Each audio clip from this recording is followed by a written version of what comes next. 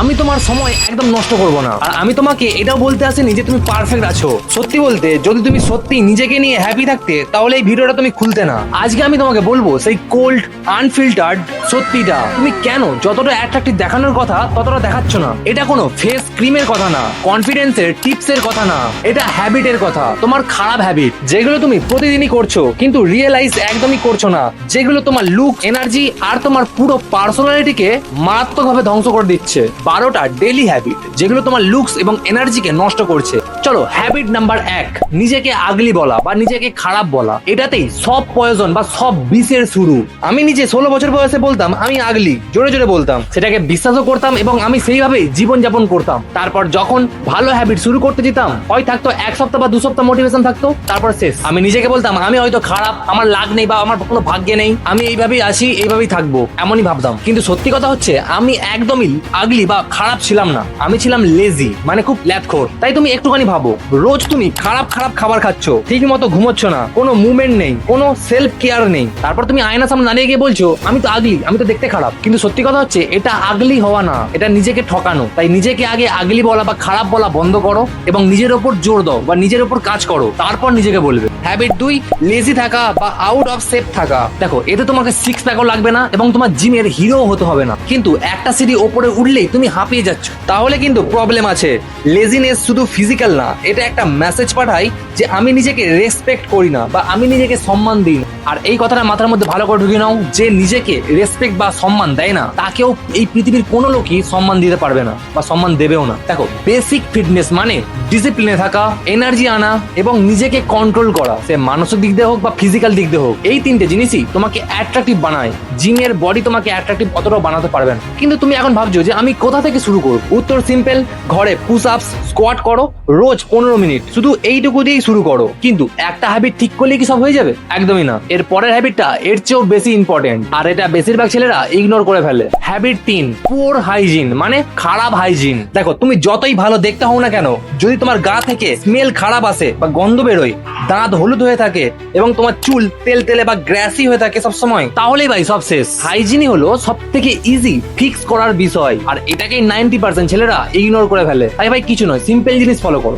প্রথম, রোজ 2 বার দাঁত মাজো, প্রত্যেকদিন স্নান করো, কিন্তু সবচেয়ে ইম্পর্টেন্ট ফেস ওয়াশ তোমাকে করতেই হবে। এবার তুমি ভাবছো যে ছেলেরা ফেস ওয়াশ ইউজ করবো কেন, সাবান দিয়ে মাগলেই তো হয়ে যাবে। না, সাবান তোমার ফেসের জন্য একদমই নয়। সাবান কি করে, তোমার ফেসের পিএইচ ব্যালেন্স নষ্ট করে দেয়, ন্যাচারাল অয়েলকে সব সরিয়ে দেয়, তারপর স্কিনকে আরো বেশি অয়েল প্রডিউস করতে বাধ্য করে। এর ফলে কি হবে, তোমার আরো বেশি ব্রণ হবে এবং তোমাকে দেখতেও বিচ্ছিরি লাগে। তাই এর জন্য দরকার প্রপার ফেস ওয়াশ, যেটা সব স্কিন টাইপে বানিয়ে যাবে। দেখো ভাই, অয়েলি স্কিনের জন্য তুমি ইউজ করতে পারো মুস্টেকোসেন ফেস ওয়াশ বা ডার্মাকোয়ের স্যালিসিলিক অ্যাসিড ফেস ওয়াশটা। এটা কি করবে, তোমার ব্রণকে পুরো কমিয়ে দেবে, কারণ স্যালিসিলিক অ্যাসিড আছে ভাই। স্যালিসিলিক অ্যাসিড ডিপ ক্লিনজিং করে এবং অয়েল কন্ট্রোল করে। দুটোকেই আমি ট্যাগ করে দিয়েছি ভিডিওতে, তুমি ওখান থেকে ডাইরেক্ট কিনতে পারো। এটা তোমার স্কিনের কোনো ক্ষতি করবে না। দেখো, তোমার খারাপ নিঃশ্বাস, তোমার বডি থেকে গন্ধ বেরোনো এবং তোমার খারাপ জুতো বা ময়লা জুতো, মানুষ এইগুলোকে সব থেকে বেশি নোটিস করে। এটা কেউ বলতে চায় না, কিন্তু দূর থেকে তোমাকে সবাই ইগনোরই করে। হ্যাবিট 4, নিজেকে ঘৃণা করে খাওয়া দাওয়া, মানে নিজের কেয়ার না করেই তুমি উল্টো পাল্টা খাবার তুমি খেতেই থাকো। প্রসেস ফুড, হাই সুগার জাতীয় খাবার, এইগুলো শুধু ফ্যাট বাড়ায় না, তোমার স্কিনের জন্য ব্রেকআউটও আনে।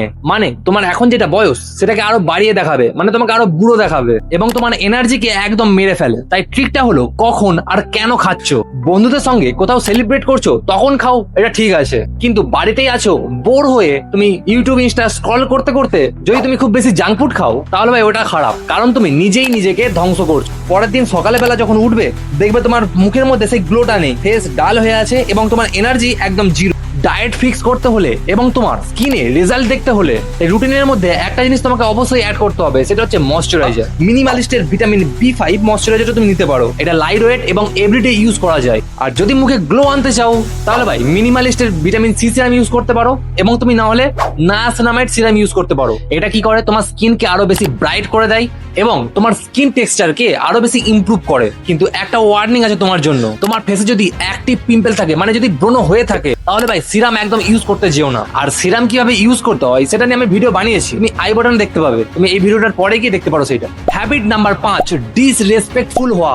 লুকস ফেড করে খুবই তাড়াতাড়ি, কিন্তু যে জিনিস কখনো ফেড করে না সেটা হলো তোমার ব্যবহার বা তোমার আচরণ। সবচেয়ে অ্যাট্রাকটিভ মানুষ সবচেয়ে ভালো দেখতে হয় না, তাদের সঙ্গে থাকতে ভালো লাগে। তুমি কি প্লিজ বা থ্যাংক ইউ বলতে পারো না? কেউ তোমার সঙ্গে সামনাসামনি কথা বলছে আর তুমি ফোন বার করে কথা বলছো বা রিল স্ক্রল করছো, এটাতেই তুমি ইনস্ট্যান্টলি মানে সঙ্গে সঙ্গেই তুমি কম অ্যাট্রাকটিভ দেখাচ্ছ তার কাছে। আই কন্ট্যাক্ট করো, মনোযোগ দিয়ে শোনো এবং প্রেজেন্টে থাকো। তুমি যদি ফোন নামাতে না পারো বা প্লিজ বা থ্যাংক ইউ যদি সে কিছু ভালো করে এটা তুমি বলতে না পারো, মানুষ তোমাকে ইনভাইট করা বন্ধ করে দেবে আর তুমি এটা বুঝতেও পারবে না। হ্যাবিট নাম্বার 6, ড্রাকুলার মতো ঘরে বসে থাকা। সারাদিনই তুমি ঘরে আছো, যার ফলে কি অনুজ্জ্বল ত্বক পাচ্ছ, ক্লান্ত ফেস, যেটা তোমার বডিকেও ভেতর থেকে খারাপ করে দিচ্ছে। শুধু দেখতে খারাপ না, এটা তোমার বডিকে ভেতর থেকে পুরো ভেঙে দেয়। তাই ভাই তোমার শরীরে কিন্তু ভিটামিন ডিও দরকার। সানলাইট শুধু ট্যানের জন্য নয়, ভিটামিন ডি এর জন্য। দেখো, যদি তুমি প্রতিদিন বাইরে হাঁটতে শুরু করো বা 10 মিনিট করে রোদে দাঁড়াও, তাহলে রেজাল্ট তুমি নিজেই দেখতে পাবে। স্কিন তোমার আরো বেশি ক্লিয়ার হবে, তোমার এনার্জি বাড়বে এবং মুডও ভালো হয়ে থাকবে। ঘুম আরো ডিপ হবে, কনফিডেন্স লেভেল ন্যাচারালি খুব বেশি ইনক্রিজ করে যায়। কিন্তু ভাই রোদে বেরোলে একটা জিনিস খুবই মাস্ট,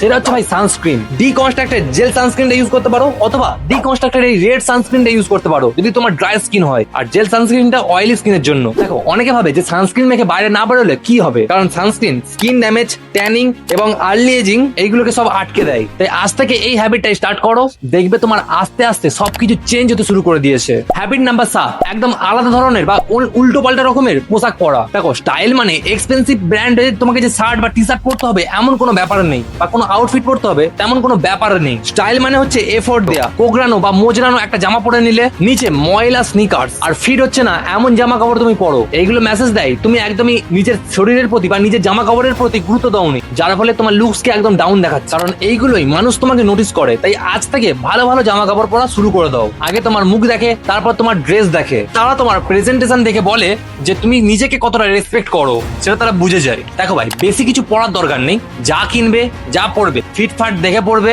যেন সেই ড্রেসটা দেখে মনে না হয় যে তুমি সরাসরি বিছানা থেকে উঠে এসে তাদের সামনে কথা বলতে চলে গেছো বা পড়তে চলে গেছো। হ্যাবিট নাম্বার 8, স্লিপ ডিস্ট্রয় করা, মানে ঘুমকে নষ্ট করে ফেলা। দেখো, ঘুমানো এটা লাক্সারি না, এটা তোমার বডিকে রিপেয়ার করতে খুবই সাহায্য করে। তাই এটা যদি তুমি বন্ধ করে দাও তাহলে তোমার স্কিন কি হবে, ডাল হয়ে যাবে, চোখ বসে যাবে, ব্রেন আরো স্লো হয়ে যাবে এবং তোমার ধৈর্য সেটা পুরো একদম শেষ হয়ে যাবে, যার ফলে তোমার ভেতরের খারাপ সব থেকে বেকার মানুষটা বাইরে বেরিয়ে আসবে। তাই যে নিজের ঘুমকে ফিক্স করে নেবে তার ডার্ক সার্কেল আসা বন্ধ হয়ে যাবে, স্কিন আবার জীবন্ত দেখাবে, তার ব্রেন বা স্মৃতিশক্তি আরো বেশি শার্প হয়ে যাবে আর সারাদিন কাজ করার খুবই দারুণ এনার্জি পাবে সে। তাই প্রশ্ন হচ্ছে, এটা তুমি ফিক্স করবে কিভাবে? রোজ একই সময়ে ঘুমোতে যাও, যেই দিন ছুটি থাকবে সেই দিনও রুম ঠান্ডা, অন্ধকার এবং কোয়াইট রাখো, মানে শান্ত রাখো। ঘুমানোর 30 মিনিট আগে তোমার স্ক্রিন বা ফোন দেখা বন্ধ করে দাও। আজকে একটা ঘুমোতে যাওয়ার টাইম ঠিক করে নাও, 7 দিন ধরে প্র্যাকটিস করো। তাই এখন তুমি হয়তো ভাবছো যে এত কিছু একসঙ্গে চেঞ্জ করে ফেললে এটা কি পসিবল হবে আমার জন্য? হ্যাঁ পসিবল, কিন্তু এর পরের হ্যাবিট গুলো না জানলে এত কিছু করেও তোমার কোনো কাজই হবে না।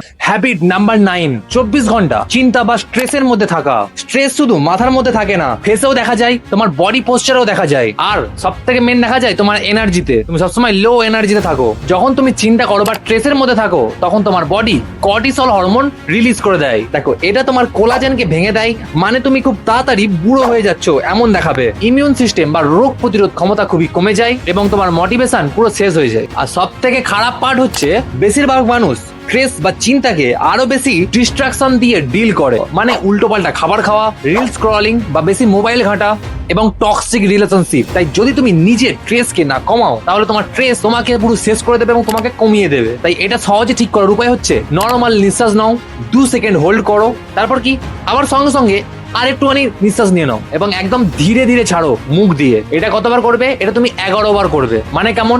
প্রথমে বললাম নিঃশ্বাস নাও, মানে নেওয়ার পর আবার একবার নেবে, তারপর একটুখানি হোল্ড করো এবং আস্তে আস্তে ছাড়বে। বুঝলে?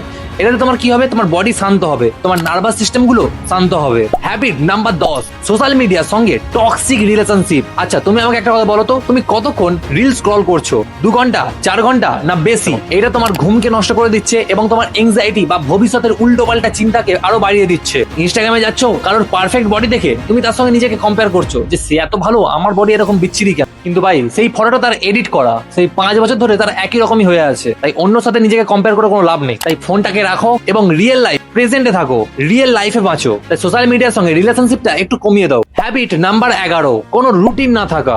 সাকসেসফুল এবং অ্যাট্রাকটিভ মানুষদের একটা কমন জিনিস আছে যেটা তারা পার ডে ফলো করে, সেটা হচ্ছে ভাই রুটিন। তুমি প্রতিদিন ঘুম থেকে যখন তখন ঘুমোতে যাচ্ছ, আবার যখন তখন ঘুম থেকে উঠছো, কোনো রুটিন ফিক্স নেই যে এই টাইমে উঠতে হবে, এই টাইমে ঘুমোতে হবে। র্যান্ডমলি খাচ্ছ, র্যান্ডমলি ঘুমোচ্ছ, তারপর ভাবছো কেন আমার প্রোগ্রেস হচ্ছে না বা কেন আমি বডিকে আরো বেশি উন্নত করতে পারছি না। কি করে হবে? তুমি তো নিজেই নিজেকে ধ্বংস করছো। দেখো, রুটিন কোনো খারাপ জিনিস নয়, রুটিন হচ্ছে স্ট্রাকচার। আর স্ট্রাকচার মানে এনার্জি ওয়েস্ট হচ্ছে না আজকে কি করব সেই ভেবে, কারণ তোমার আগে থেকে ঠিক করা আছে যে তুমি আজকে কি কি করবে। লাস্ট হ্যাবিট নাম্বার 12, নিজের কোনো সেলফ কেয়ার বা নিজের যত্ন তুমি যদি না নাও। সেলফ কেয়ার মানে বেসিক মেইনটেনেন্স। যতই কনফিডেন্স থাকুক, যতই ট্যালেন্ট থাকুক, হাইজিন স্কিপ করলে এবং তোমার স্কিন কেয়ার যদি তুমি না করো এবং খুবই লেজি মানে খুব ল্যাথকর ভাববে তোমাকে সবসময় যে এ তো নিজের খেয়াল রাখে না, নিজের যত্ন করে না, নিজেকে সম্মান দেয় না, তাহলে আমাদের কি দেবে? তাই তারা তোমাকেও সম্মান দিতে চায় না। তাই আজকে থেকে নিজের যত্ন নেওয়া শুরু করে দাও, নিজেকে গুরুত্ব দাও, নিজের কাজকে ভ্যালু করো এবং 7 দিন করে যাও, যতক্ষণ এটা অটোমেটিক হয়ে যাচ্ছে, মানে তোমাকে আর নিজে থেকে করতে হচ্ছে না, তখন তুমি দেখবে আপনা-আপনি হচ্ছে। এই যে 12টা হ্যাবিট তুমি দেখলে, এই 12টা হ্যাবিট কিন্তু শুধু লুকস এর কথা না, এটা হচ্ছে তোমার সিগন্যাল। মানে তুমি নিজেকে কতটা ভ্যালু দাও, নিজেকে কতটা ভ্যালু করো বা গুরুত্ব দাও, সেইটার সিগন্যাল। Joy Hind, by.